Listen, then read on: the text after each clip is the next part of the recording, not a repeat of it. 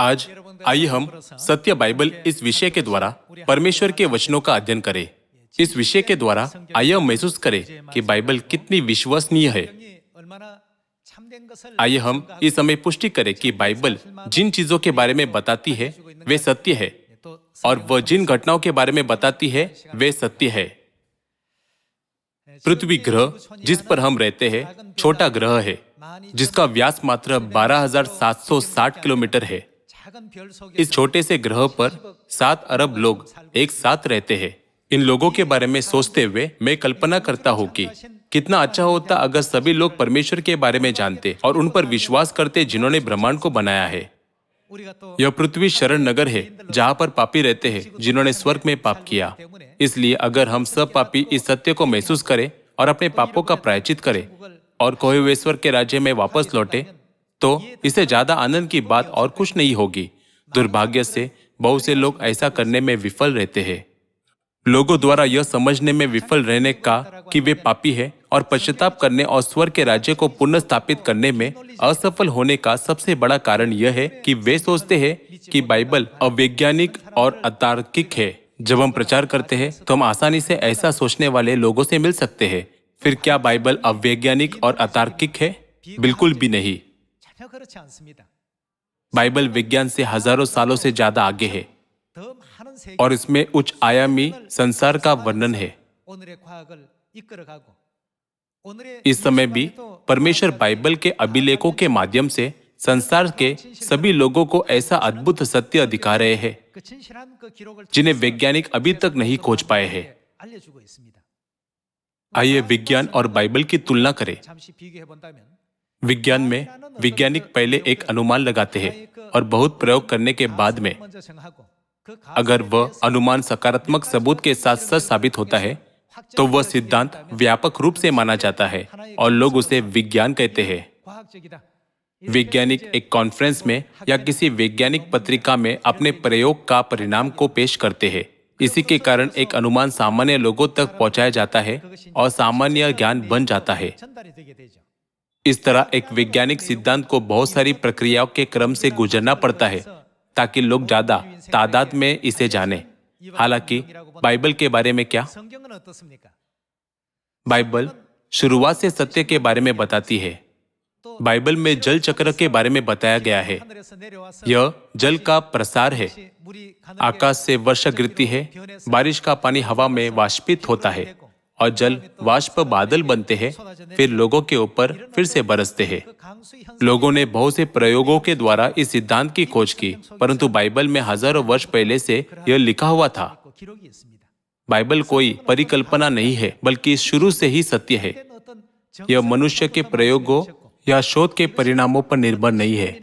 Bible की शुरुआत सही है, मध्य में भी वह सही है और अंत में भी वह सही है।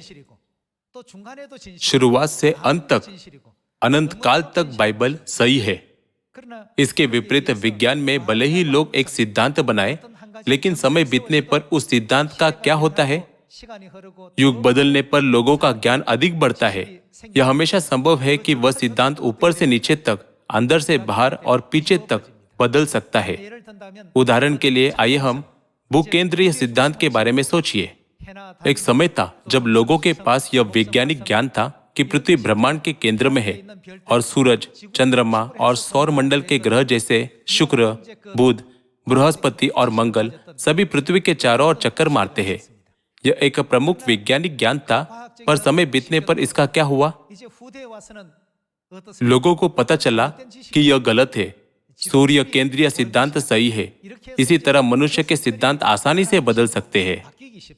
लेकिन परमेश्वर के वचनों का क्या, जो परमेश्वर ने हजारों साल पहले कहे थे? क्या आपने समय बीतने पर उन वचनों को बदलते हुए देखा?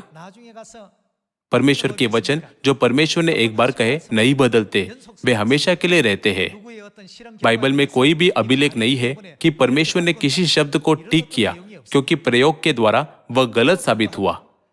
तब भी इस दुनिया में बहुत से लोग परमेश्वर के वचनों से ज्यादा वैज्ञानिकों की बातों पर विश्वास करते हैं। यह कितना दुखी है। परमेश्वर ने बहुत शुरुआत से सत्य के बारे में बताया और आज भी सत्य बता रहे हैं और अनंत काल तक सत्य में विद्यमान रहेंगे। इसलिए हम आसानी से कह सकते हैं कि परमेश्वर स्वयं सत्य है। तो आज आइए हम पुष्टि करें कि बाइबल अवैज्ञानिक, अवास्तविक और अतार्किक है या नहीं। मुझे लगता है कि बाइबल के द्वारा सारी चीजों की पुष्टि करना ही सबसे बेहतरीन तरीका है। आइए हम अय्यूब अध्याय 26 देखें। वर्तमान समय को प्रारंभिक बिंदु बनाकर देखें तो अय्यूब की पुस्तक 3500 वर्ष पहले लिखी गई थी। वह उत्तर दिशा को कहां पर निराधार फैलाए रहता है? इसका अर्थ है ब्रह्मांड में। और पृथ्वी के बारे में क्या? और बिना टेक पृथ्वी को लटकाए रखता है। बाइबल कहती है कि परमेश्वर बिना टेक पृथ्वी को लटकाए रखते हैं। 3500 वर्ष पहले जो लोग रहते थे उनके वैज्ञानिक ज्ञान से यह वचन परमेश्वर बिना टेक पृथ्वी को लटकाए रखता है स्वीकृत नहीं किया जा सकता था। जब तक आइजैक न्यूटन ने गुरुत्वाकर्षण के सिद्धांत की खोज नहीं की थी तब तक कोई भी आयात साथ में परमेश्वर के वचन को नहीं समझ सकता था। आज हम आइजैक न्यूटन के बारे में अच्छी तरह से जानते हैं। जब तक आइजैक न्यूटन ने गुरुत्वाकर्षण के सिद्धांत की खोज नहीं की थी तब तक कोई भी इस सत्य को वैज्ञानिक स्पष्टीकरण नहीं दे पाया था कि अंतरिक्ष में ग्रह एक निश्चित आकर्षण बल से एक दूसरे को खींचते हुए तैर रहे हैं। न्यूटन ने गुरुत्वाकर्षण के सिद्धांत की खोज लगभग 400 वर्ष पहले की थी, लेकिन हमारे परमेश्वर ने इस सत्य को 3000 वर्ष से भी अधिक पहले, लगभग 3500 वर्ष पहले अय्यूब के माध्यम से दर्ज किया था। अय्यूब अध्याय 26 आयत 7 में परमेश्वर ने कहा कि वह उत्तर दिशा को निराधार फैलाए रहता है और उसने क्या किया? और बिना टेक पृथ्वी को लटकाए रखता है। उस समय के वैज्ञानिक ज्ञान से परमेश्वर के इन वचनों को समझने का कोई और तरीका नहीं था। कोई भी इसे नहीं समझ सकता था।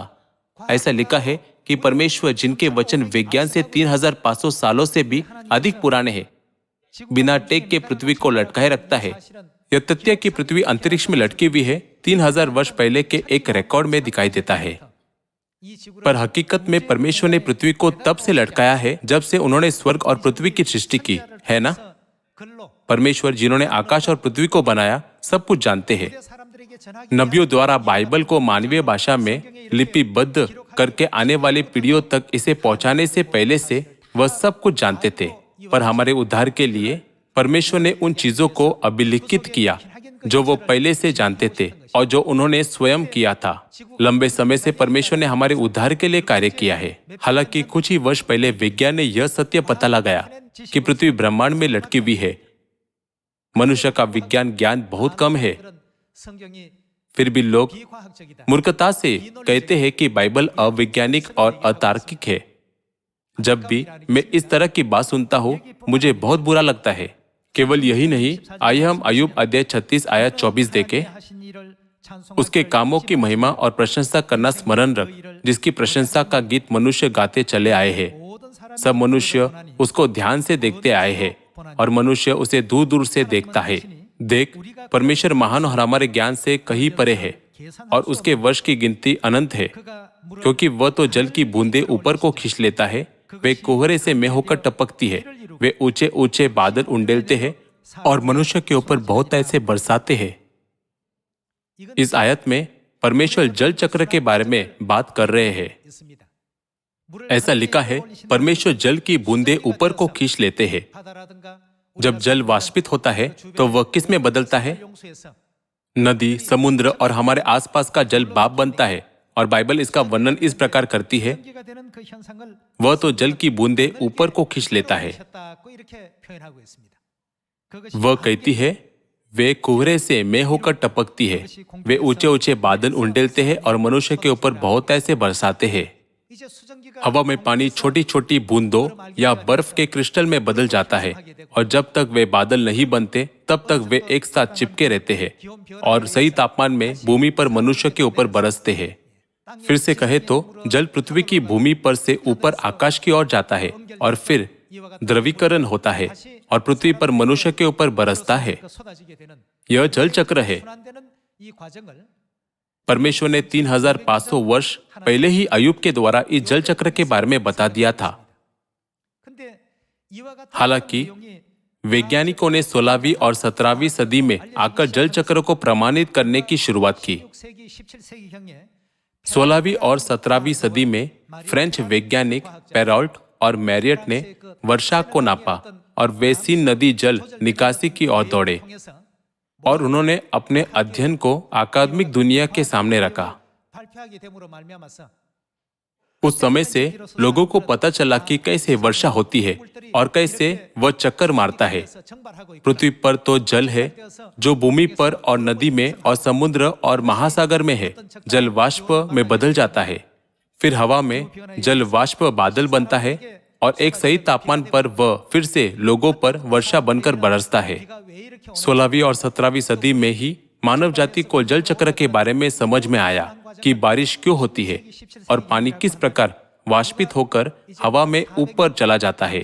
400 वर्षों से थोड़ा पहले यह सत्य वैज्ञानिकों ने साबित किया, लेकिन परमेश्वर ने यह सारी चीजें कब दर्ज की? उन्होंने अय्यूब के द्वारा 3500 वर्ष पहले जल चक्र के बारे में अभिलेखित किया। सिर्फ वही जो बाइबल के बारे में नहीं जानते कहते हैं कि बाइबल अवैज्ञानिक और अतार्किक है और कहते हैं कि उसमें काल्पनिक चीजें हैं जो वास्तव में सत्य नहीं है। वे बिना विचार के बाइबल की निंदा करते हैं। ऐसे लोग वे बातें कहते हैं जो तथ्यों पर आधारित नहीं होती। सिर्फ दो ही पूर्व कथित सत्य, पृथ्वी ब्रह्मांड में लटकी है और जल चक्र, यह साबित करने के लिए काफी है कि बाइबल सत्य है। न्यूटन द्वारा अकादमिक जगत को यह बताने से पहले कि पृथ्वी गुरुत्वाकर्षण के कारण बिना किसी सहारे से लटकी हुई है, लोगों ने कभी यह कल्पना भी नहीं की थी कि पृथ्वी बिना किसी टेक लटकी हुई है। प्राचीन भारत के लोग ऐसा सोचते थे कि पृथ्वी समतल है और किसी विशाल कछुए के ऊपर खड़ी है। लोग अस्पष्ट रूप से पृथ्वी के बारे में ऐसा सोचते थे और यह रेनेसेंस के बाद ही था कि विज्ञान के विकास के साथ साथ लोग एक एक करके अपनी काली अज्ञानता से जागते लगे। कई वैज्ञानिकों को अपने दैनिक जीवन में रुचि होने लगी। वर्षा कैसे होती है? वर्षा कहां पर इतनी बड़ी संख्या में जमा होती है और नीचे इस तरह कैसे आती है? लोगों के पास इस प्रकार के सवाल थे, इसलिए उन्हें जवाब देने के लिए विज्ञान विकसित हुआ। मानव जाति को परमेश्वर द्वारा बनाई गई स्वचालित प्रणाली के बारे में वैज्ञानिक ज्ञान प्राप्त हुए केवल 400 वर्ष हुए हैं। परमेश्वर ने पहले ही वैज्ञानिक तथ्य को दर्ज कर दिया कि वह हवा में पानी को खींचते हैं और उसे उचित तापमान पर भूमि पर गिराते हैं। 3500 साल पहले परमेश्वर ने मानव जाति को पहले ही दिखा दिया था कि उन्होंने इन सभी प्रणालियों को संचालित किया है। चाहे विज्ञान कितना भी तरक्की कर ले, वे बाइबल से आगे नहीं बढ़ सकता। बाइबल हमेशा विज्ञान से हजारों साल आगे रहती है। परमेश्वर ने उन बातों की भविष्यवाणी की जो इस संसार में घटित होंगी। उन्होंने भविष्यवाणी की बातों के बारे में भविष्यवाणी की। भले ही उस युग में रहने वाले लोग परमेश्वर के वचनों को समझने में असमर्थ थे, लेकिन बाद के युग के लोगों को देर से ही सही परमेश्वर के वचनों का एहसास हुआ और वे कहते हैं परमेश्वर का हर वचन सही और सत्य है। परमेश्वर का कोई भी वचन नगण्य नहीं है। परमेश्वर के वचन हमेशा सत्य होते हैं और वे निश्चित रूप से पूरी होने वाली बातों के बारे में बात करते हैं। बाद में उन्हें पता चला कि बाइबल सत्य है। बाइबल में न केवल वैज्ञानिक सत्य है बल्कि कई ऐतिहासिक सत्य भी है। परमेश्वर ने विश्व इतिहास में होने वाली चीजों को बाइबल में दर्ज किया। आइए हम एक साथ एजरा अध्याय 1 आयत 1 पर जाए। यह कहता है, फारस के राजा क्रुसु के पहले वर्ष में यहोवा ने फारस के राजा क्रुसु का मन उभारा कि यहोवा का जो वचन यिर्मयाह के मुंह से निकला था वह पूरा हो जाए। इसलिए उसने अपने समस्त राज्य में यह प्रचार करवाया और लिखवा भी दिया। फारस का राजा क्रुसु कहता है, स्वर्ग के परमेश्वर यहोवा ने मुझे पृथ्वी भर का राज्य मुझे दिया है और उसी ने मुझे आज्ञा दी है कि यरूशलेम जो यहूदा में है उसमें मेरा एक भवन बनवा। इसलिए हे उसकी प्रजा के सब लोगों, तुम में से जो कोई चाहे उसका परमेश्वर यहोवा उसके साथ रहे, वह वहां रवाना हो जाए। जैसा कि हमने दानियल की पुस्तक के माध्यम से फारस के बारे में अध्ययन किया है, फारसी साम्राज्य वह राज्य था जिसके लोग सूर्य देवता मित्रा की पूजा करते थे। पहले से वे पारसी धर्म में विश्वास करते थे।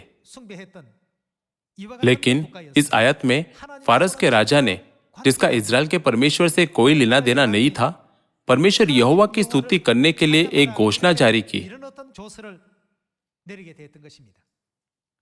उसने ऐसा क्यों किया? 536 ईसा पूर्व में फारस के राजा क्रुसुन ने स्वर्ग के परमेश्वर के लिए एक मंदिर बनाने की घोषणा की। आज से 2500 साल पहले फारस के राजा क्रुसुन ने, जो परमेश्वर पर विश्वास नहीं करता था, यहूदा के यरूशलेम में परमेश्वर के लिए एक मंदिर बनाने की शाही घोषणा क्यों जारी की? आइए हम आयत 3 के साथ जारी रखें। उसकी समस्त प्रजा के लोगों में से तुम्हारे मध्य जो कोई हो, उसका परमेश्वर उसके साथ रहे। वह यहूदा के यरूशलेम को जाकर इजराइल के परमेश्वर यहोवा का भवन बनाए। जो यरूशलेम में है वही परमेश्वर है। क्रुसु ने परमेश्वर के मंदिर के निर्माण के लिए एक घोषणा की और मंदिर के निर्माण के लिए बहुत सी सामग्रियां देकर इजरायलियों की सहायता की। यहाँ तक कि उसने उन इजरायलियों को भी मुक्त किया जिन्हें बंदी बनाकर बेबीलोन ले जाया गया था, ताकि वे अपने देश वापस जा सके और परमेश्वर के लिए एक मंदिर बना सके। क्या यह आश्चर्यजनक नहीं है? इसके बारे में सोचिए। किसी भी युग में यदि कोई देश दूसरे देश पर विजय प्राप्त करता है, तो जिन लोगों पर विजय प्राप्त की जाती है उन्हें दास बनाना पड़ता है और अपने शत्रु की सेवा करनी होती है। यह विशेष रूप से प्रचलित काल में एक सामान्य और आम प्रक्रिया थी। जब क्रुसु ने बेबीलोन पर विजय प्राप्त की, तब इजरायली बेबीलोनियों द्वारा बंदी बनकर वहां रह रहे थे। चूंकि इजरायलियों ने दासों के रूप में बेबीलोनियों की सेवा की, इसलिए उन्हें फारसियों के दास बनकर उनकी भी सेवा करनी थी, क्योंकि फारस द्वारा बेबीलोन पर विजय प्राप्त की गई थी। यह तय था कि उन्हें फारसियों के दास के रूप में उनकी सेवा करनी चाहिए। यह जो आश्चर्यजनक है वह है जो क्रुसु ने किया। क्रुसु ने अधिकांश विजेताओं की तरह व्यवहार नहीं किया और सभी इजरायलियों को मुक्त कर दिया। यहाँ तक कि इतिहासकार भी कहते हैं कि यह बहुत ही विडंबनापूर्ण है। दूसरे शब्दों में, फारस के राजा क्रुसु ने इजरायलियों के लिए एक विजेता की भूमिका नहीं निभाई, लेकिन एक मुक्तिदाता के रूप में काम किया, जिसने इजरायलियों को बेबीलोन के उत्पीड़न से मुक्त किया। उसने इजरायलियों को दासता के बंधक से मुक्त किया। आमतौर पर साम्राज्य पर शासन करने वाले सम्राट जिन लोगों पर विजय प्राप्त करते हैं, उन्हें गुलाम बना लेते हैं और उनसे अपने देश के लिए कठिन परिश्रम करवाते हैं। आमतौर पर ऐसा ही होता था। हालांकि फारस के राजा क्रुसु ने इजरायलियों को गुलाम नहीं बनाया, जो उस साम्राज्य के लोग थे जिन पर उसने विजय प्राप्त की, बल्कि उसने इजरायलियों को मुक्त किया ताकि वे परमेश्वर के लिए एक मंदिर का निर्माण कर सके और परमेश्वर की आराधना कर सके। यदि फारस के राजा क्रुसु ने परमेश्वर यहोवा पर विश्वास किया होता, तो हो सकता है कि वह उसी परमेश्वर पर अपने विश्वास के कारण इजरायलियों को मुक्त कर सकता था।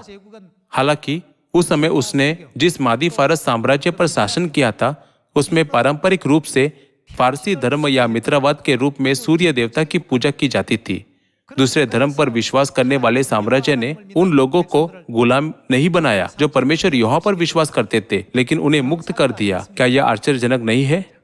आइए अब हम यशायाह अध्याय 45 आयत 1 के माध्यम से इसका कारण खोजें कि क्रुसु ने ऐसा क्यों किया। यहोवा अपने अभिषिक्त क्रुसु के विषय में यूं कहता है, मैंने उसके दाहिने हाथ को इसलिए थाम लिया है कि उसके सामने जातियों को दबा दूं और राजाओं की कमर ढीली करूं। उसके सामने फाटकों को ऐसा खोल दूं कि वे फाटक बंद न किए जाए। मैं तेरे आगे आगे चलूंगा और ऊंची ऊंची भूमि को चौरस करूंगा। मैं पीतल के किवाड़ों को तोड़ डालूंगा और लोहे के बेड़ों को टुकड़े टुकड़े कर दूंगा। मैं तुझको अंधकार में छिपा हुआ और गुप्त स्थानों में गड़ा हुआ धन दूंगा, जिससे तू जाने कि मैं इजराइल का परमेश्वर यहोवा हूँ, जो तुझे नाम लेकर बुलाता है। अपने दास याकूब और अपने चुने हुए इजराइल के निमित्त मैंने नाम लेकर तुझे बुलाया है। यद्यपि तू मुझे नहीं जानता, तो भी मैं तुझे पदवी दी है। मैं यहोवा हूँ और दूसरा कोई नहीं। मुझे छोड़ कोई परमेश्वर नहीं। यद्यपि तू मुझे नहीं जानता, तो भी मैं तेरी कमर कसूंगा, जिससे उदयाचल से लेकर अस्ताचल तक लोग जान ले कि मुझ बिना कोई है ही नहीं। मैं यहोवा हूँ और दूसरा कोई नहीं है। मैं उजाले को बनाने वाला और अंधेरे का सृजनहार हूँ। मैं शांति का दाता और विपत्ति को रचता हूँ। मैं यहोवा ही इन सबों का करता हूँ। यशायाह अध्याय 45 की भविष्यवाणी क्रूसु द्वारा इस्राएलियों को मुक्त करने से लगभग 170 साल पहले लिखी गई थी। इसमें भविष्यवाणी की गई थी कि क्रूसु राजाओं के राजा होगा और कई जातियों को अपने अधीन कर लेगा। यशायाह की भविष्यवाणी के माध्यम से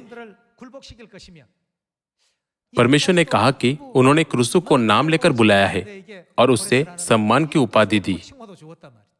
क्रूसु ने सोचा कि उसके माता पिता ने उसे उसका नाम दिया है, लेकिन यशायाह की भविष्यवाणी को पढ़ने के बाद वह यह जानकर आश्चर्यचकित हुआ कि परमेश्वर ने उसे नाम लेकर बुलाया और उसे सम्मान की उपाधि दी। क्रूसु के इस्राएलियों को मुक्त करने से 170 साल पहले भविष्य में उसके द्वारा किए जाने वाले सभी कार्यों का विवरण एक पुस्तक में विस्तार से दर्ज किया गया था। यदि आप वह होते तो आप कैसा महसूस करते? राजा क्रूसु यशायाह की भविष्यवाणी को देखकर बहुत चकित हुआ, क्योंकि 170 साल पहले से ही उसके बारे में इसमें सब कुछ बता दिया गया था। तब उसने परमेश्वर की महानता को महसूस किया और कहा, स्वर्ग का परमेश्वर यहोवा ही सच्चा परमेश्वर है, वह ईश्वरों के परमेश्वर है। यह उसके लिए सच में आश्चर्यजनक था, क्योंकि इतिहास में कोई अन्य देवता ऐसा कुछ नहीं कर सकता था। इसलिए क्रूसु ने कहा, उसके लोगों में से कोई भी यरूशलेम जाकर परमेश्वर के लिए एक मंदिर बना सकता है। परमेश्वर की भविष्यवाणी, क्रूसु मेरा मंदिर बनाएगा, यशायाह अध्याय 45 आयत 12 से 13 में दर्ज है। आइए हम इन आयतों को भी देखें। इससे पहले आइए हम आयत 11 को पढ़े कि क्यों क्रूसु ने इस्राएलियों को उनके देश जाने दिया और उन्हें परमेश्वर के लिए एक मंदिर बनाने का आदेश दिया। यहोवा जो इस्राएल का पवित्र और उसका बनाने वाला है, वह यो कहता है, क्या तुम आने वाली घटनाएं मुझसे पूछोगे? क्या मेरे पुत्र और मेरे कामों के विषय मुझे आज्ञा दोगे?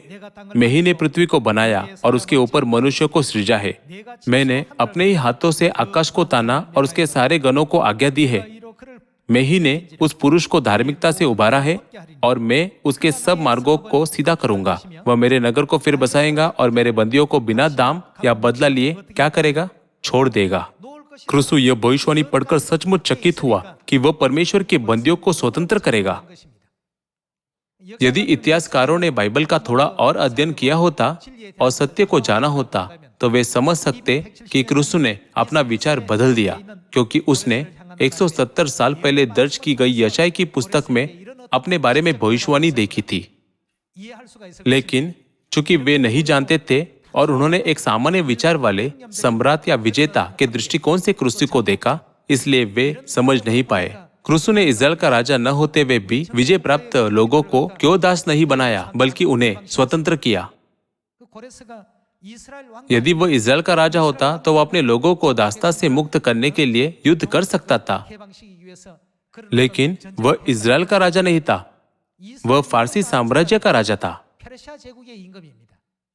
इसलिए यह अविश्वसनीय था कि उसने इस्राएलियों को गुलाम नहीं बनाया, बल्कि उन्हें मुक्त किया। लेकिन क्रूसु के इस्राएलियों को मुक्त करने का एक कारण था। यह भविष्यवाणी के कारण था जो यशायाह नबी ने इस्राएलियों को मुक्त करने से 170 साल पहले लिखी थी। वह मेरे नगर को फिर बसाएगा और मेरे बंदियों को बिना दाम या बदला लिए छोड़ देगा।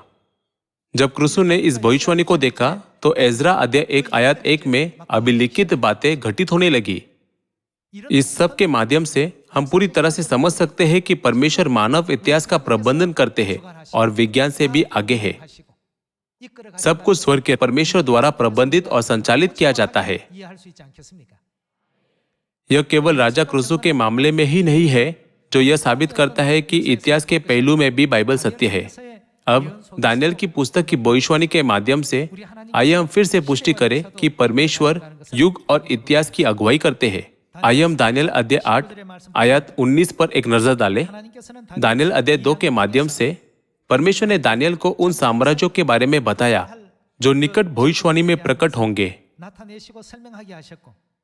और अंत में उसे भविष्यवाणी करने दिया कि परमेश्वर के खिलाफ खड़ा एक धार्मिक संगठन रोमन साम्राज्य से प्रकट होगा।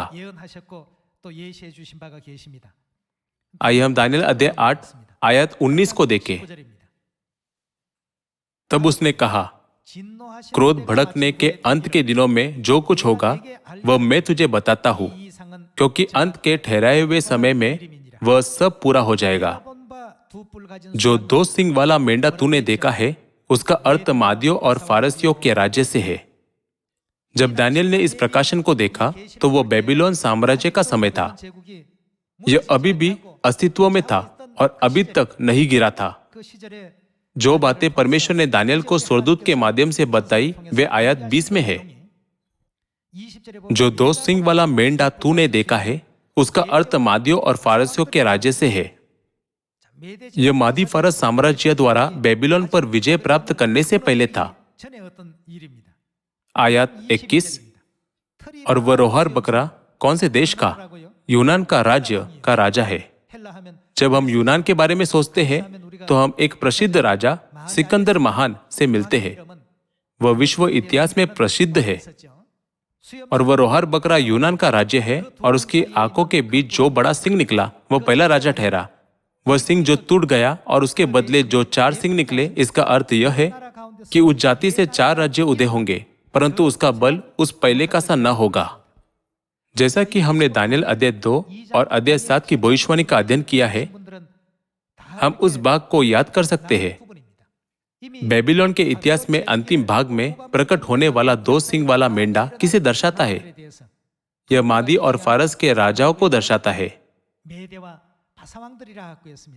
दानियल अध्याय 7 के माध्यम से हम पहले ही जान चुके हैं कि फारस साम्राज्य एकजुट था और उन्होंने बेबीलोन साम्राज्य को उलट दिया और अपने साम्राज्य का विस्तार किया।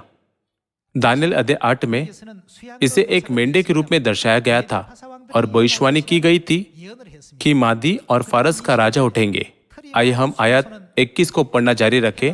और वह रोहर बकरा यूनान का राज्य है। इसका मतलब है कि सिकंदर महान यूनान से प्रकट होगा और उसकी आंखों के बीच जो बड़ा सिंह निकला, बहुत बड़ा सिंह, वह पहला राजा ठहरा।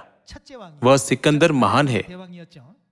सिकंदर महान ने 25 साल की उम्र में अपनी चढ़ाई शुरू की और उसने 8 साल की छोटी अवधि में लड़ाई के माध्यम से कई देशों पर विजय प्राप्त की, जब तक कि वह 33 वर्ष का नहीं हो गया।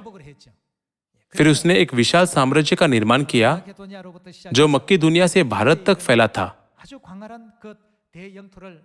सिकंदर महान भले ही वह बहुत शक्तिशाली था, इतने विशाल क्षेत्र पर विजय प्राप्त करने के तुरंत बाद उसकी मृत्यु हो गई। उसकी मृत्यु के बाद साम्राज्य विभाजित हो गया। इसे कितने भागों में विभाजित किया गया था? कैसेंडर, सेल्यूकस, लिसिमेचस और टोलेमी, सिकंदर के 4 सेनापतियों द्वारा विशाल भूमि को ठीक 4 भागों में विभाजित किया गया था। बाइबल इसका वर्णन इस प्रकार करती है कि वह सिंह जो टूट गया और उसके बदले 4 सिंह निकले। दानियल बेबीलोन साम्राज्य के समय में रहता था। जब वो बेबीलोन साम्राज्य के दिनों में रहा था तो वह कैसे जान सकता था कि यूनानी साम्राज्य जो भविष्य में उत्पन्न होगा 4, 5 या 10 भागों में विभाजित होगा? चूंकि सब कुछ परमेश्वर के प्रबंध द्वारा किया जाता है जो प्रत्येक युग और इतिहास की अगुवाई करते हैं, यह भविष्यवाणियां इतिहास में बिल्कुल वैसे ही पूरी हुई। चूंकि सभी चीजें परमेश्वर के प्रबंध में है, इसलिए यह भविष्यवाणी की जा सकती है कि यूनान नाम का एक साम्राज्य प्रकट होगा। यूनान नाम का उच्चारण बेबीलोन साम्राज्य के समय में किया गया था जब दानियल रहता था। आपको क्या लगता है, क्या बाइबल अवैज्ञानिक है? क्या यह अनैतिहासिक है? बाइबल हमें स्पष्ट रूप से भविष्यवाणियां दिखाती है जिनकी कोई भी एक व्यक्ति भी पूर्वानुमान और भविष्यवाणियां नहीं कर सका। यह किसके वचन है? ऐसा इसलिए है क्योंकि बाइबल परमेश्वर का वचन है। परमेश्वर विज्ञान के सभी सिद्धांतों से पहले है और उन्होंने हमें सबसे महत्वपूर्ण भविष्यवाणियां से अवगत कराया है। दानियल अध्याय 8, यशायाह अध्याय 45 और एज्रा अध्याय 1 की भविष्यवाणी के माध्यम से हम पूरी तरह से समझ सकते हैं कि इतिहास बहता है और सभी युगों को परमेश्वर के हाथों द्वारा प्रबंधित किया जाता है। तब अब हम स्वर्ग के राज्य के बारे में सोचे बिना नहीं रह सकते जहां हम भविष्य में जाएंगे। विज्ञान, इतिहास और सब कुछ परमेश्वर की इच्छा से किया गया है। परमेश्वर ने हमें वैज्ञानिक या ऐतिहासिक सत्यों को पहले से ही अचूक सटीकता के साथ ज्ञात कराया है। उनमें से हम कह सकते हैं कि भविष्यवाणी का सार दानियल अध्याय 7 है। छोटा सिंह निकला और 3 सिंगों को उखाड़ फेंका। यह वास्तव में परमेश्वर का अद्भुत कार्य था। मुझे इसे फिर से कहने की आवश्यकता नहीं है, क्योंकि आप सभी इसके बारे में पहले ही पढ़ चुके हैं। यह सोचकर हम कैसे कह सकते हैं कि परमेश्वर का अस्तित्व नहीं है, और हम कैसे कह सकते हैं कि स्वर्ग का राज्य नहीं है? परमेश्वर बिना किसी संदेह के वास्तव में मौजूद है। यदि वह अस्तित्व में नहीं है, तो मानव जाति की सभी शिक्षाओं और विज्ञान को पार करते हुए प्रत्येक युग का इतिहास का नेतृत्व कौन कर सकता है? हर चीज पर शासन करने के लिए इस तरह की महान शक्ति किसके पास हो सकती है? परमेश्वर के अलावा यह महान कार्य कौन कर सकता है? उनके पास महान सामर्थ्य है। यह वास्तव में हमारे परमेश्वर का अद्भुत कार्य है। यह सर्वशक्तिमान परमेश्वर का अद्भुत विधान है। वैज्ञानिक प्रमाणों और ऐतिहासिक जांच के माध्यम से हमने पुष्टि की है कि परमेश्वर वास्तव में मौजूद है। हमारे परमेश्वर ने राजा क्रुसु को, जो एक अन्य जाति था, अपनी प्रशंसा और स्तुति करने के लिए उभारा। राजा क्रुसु को विश्व इतिहास में क्रुसु महान के रूप में जाना जाता है। परमेश्वर के प्रबंध में संसार के राजाओं को भी परमेश्वर के सहकर्मी के रूप में उपयोग किया जाता है। यह हमारे परमेश्वर का अद्भुत प्रबंध है। तब जब हम परमेश्वर के इन शक्तिशाली कार्यों को देखते हैं, तो हमारा रवैया कैसा होना चाहिए? यह आज का मेरा अंतिम प्रश्न है। आइए हम प्रकाशित वाक्य अध्याय 21 आयत 1 पर एक नजर डालें। फिर मैंने नए आकाश और नई पृथ्वी को देखा, क्योंकि पहला आकाश और पहली पृथ्वी जाती रही थी और समुद्र भी न रहा। फिर मैंने पवित्र नगर नई यरूशलेम को स्वर्ग से परमेश्वर के पास से उतरते देखा। वह उस दुल्हन के समान थी जो अपने पति के लिए श्रृंगार किए हो। फिर मैंने सिंहासन में से किसी को ऊंचे शब्द से यह कहते हुए सुना, देख, परमेश्वर का डेरा मनुष्य के बीच में है। वह उनके साथ डेरा करेगा और वे उसके लोग होंगे, और परमेश्वर आप उनके साथ रहेगा और उनका परमेश्वर होगा।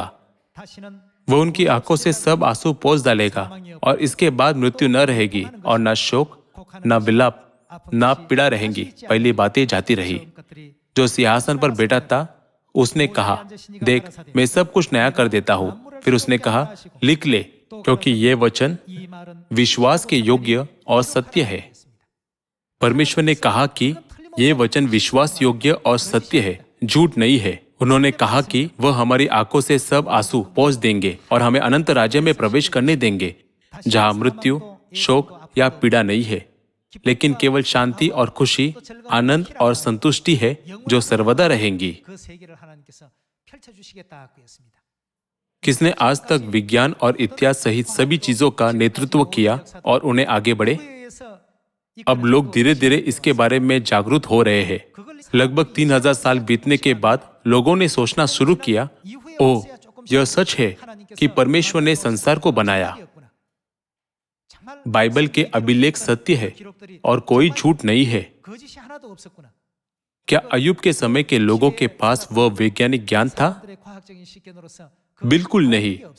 अय्यूब ने परमेश्वर की आत्मा से प्रेरित होकर अभिलेखों को केवल लिखा, लेकिन बाइबल के सभी अभिलेख इन दिनों में सत्य साबित होते हैं। क्रुसु ने इस्राएलियों को मुक्त करने से 170 साल पहले यशायाह की पुस्तक में उसके बारे में कई अभिलेख दर्ज थे। उस समय कोई नहीं जानता था कि क्रुसु कौन है, लेकिन 170 साल बीतने के बाद फारसी साम्राज्य के एक राजा क्रुसु ने उन सभी इस्राएलियों को मुक्त कर दिया, जिन्हें बेबीलोन में बंदी बना लिया गया था, और उन्हें परमेश्वर के लिए एक मंदिर बनाने का आदेश दिया। दानियल नबी के माध्यम से, जो बेबीलोन साम्राज्य के समय में रह रहा था, परमेश्वर ने भविष्यवाणी की कि यूनानी साम्राज्य सैकड़ों वर्षों बाद प्रकट होगा। हम यह पता लगा सकते हैं कि परमेश्वर के वचन कितने विश्वास योग्य और सत्य है। प्रकाशित वाक्य अध्याय 21 भी बाइबल का एक भाग है ना? परमेश्वर ने अपने वचनों पर मुहर लगाते हुए कहा, यह बातें विश्वास के योग्य और सत्य है, और कहा, तुम कभी भी मृत्यु के जुए के अधीन नहीं होंगे। जहां हम जाएंगे उस संसार में कोई शोक न होगा, तुम्हारे भविष्यों में और दर्द नहीं होगा। इस तरह के कई शब्द यहाँ छोड़े गए हैं, लेकिन जब हम इसके पीछे छिपे हुए कुछ अर्थ को समझने की कोशिश करते हैं, तो इसमें बहुत सी चीजें शामिल होती है। स्वर्ग के राज्य में हम बूढ़े नहीं होंगे, है ना? हम बदसूरत भी नहीं दिखेंगे। हम सभी सुंदर स्वर्गदूतों में बदल जाएंगे। लोग परमेश्वर से शिकायत करते हैं, कुछ लोग अच्छे नहीं दिखते, जबकि कुछ लोग अच्छे दिखते हैं। परमेश्वर, आपने सब कुछ इतना अनुचित क्यों बनाया? हमें इस तरह कुड़कुड़ाना नहीं चाहिए, क्योंकि हम अभी भी बनाए जाने की प्रक्रिया में हैं। आइए हम प्रतीक्षा करें और देखें कि पूरी तरह से बनाए जाने के बाद हम कैसे दिखते हैं। सभी लोगों, अब हमें बनाया जा रहा है। कुछ भी पूरी तरह से बनाया नहीं गया है और सब कुछ अभी भी आत्मिक निर्माण की प्रक्रिया में है। सब कुछ बाइबल के वचनों के अनुसार पूरा होगा। आइए हम इस पर और अधिक विश्वास करें। आइए हम एक और वचन देखें। यह प्रकाशित वाक्य अध्याय 22 आयत 1 है। फिर उसने मुझे बिलौर की सी झलकती हुई जीवन की जल की नदी दिखाई, जो परमेश्वर और मेमने के सिंहासन से निकलकर उस नगर की सड़क के बीचों बीच बहती थी। नदी के इस पार और उस पार जीवन का वृक्ष था। उसमें 12 प्रकार के फल लगते थे और वह हर महीने फलता था, और उस वृक्ष के पत्तों से जाति जाति के लोग चंगे होते थे। फिर श्राप न होगा, और परमेश्वर और मेमने का सिंहासन उस नगर में होगा, और उसके दास उसकी सेवा करेंगे। वे उसका मुंह देखेंगे और उसका नाम उसके माथों पर लिखा हुआ होगा। फिर रात ना होगी और उन्हें दीपक और सूर्य की उजाले की आवश्यकता ना होगी, क्योंकि प्रभु परमेश्वर उन्हें उजाला देगा और वे युगानुयुग राज्य करेंगे। ये वचन कहाँ दर्ज है? चूंकि यह बाइबल में दर्ज किए गए वचन है, इसलिए वे निश्चित रूप से पूरे होंगे। आइए हम आयत 6 के साथ जारी रखें। फिर उसने मुझसे कहा, यह बातें विश्वास के योग्य और सत्य है। प्रभु ने, जो भविष्यवक्ताओं की आत्माओं का परमेश्वर है, अपने स्वर्गदूत को इसलिए भेजा कि अपने दासों को वे बातें जिनका शीघ्र पूरा होना अवश्य है दिखाए। प्रकाशित वाक्य अध्याय 22 में लिखा है, वे युगानुयुग राज्य करेंगे। यह वचन भी बाइबल में सत्य है। प्रकाशित वाक्य अध्याय 21 और 22 हमारे भविष्यों में शानदार महिमा का वर्णन करते हैं। परमेश्वर ने स्वयं हमें इन वचनों के साथ आश्वस्त किया है। यह बातें विश्वास के योग्य और सत्य है। ध्यान से सुनो। इस आशा के साथ आइए हम विश्वास की दौड़ में और अधिक बलपूर्वक दौड़े, ताकि कोई भी ईश्वर के राज्य के मार्ग से वंचित न रह जाए। यह आशा करते हुए कि सियोन के सभी सदस्य एक साथ स्वर्ग के राज्य में प्रवेश करेंगे, मैं आज का उपदेश समाप्त करना चाहूंगा। आपका बहुत बहुत धन्यवाद।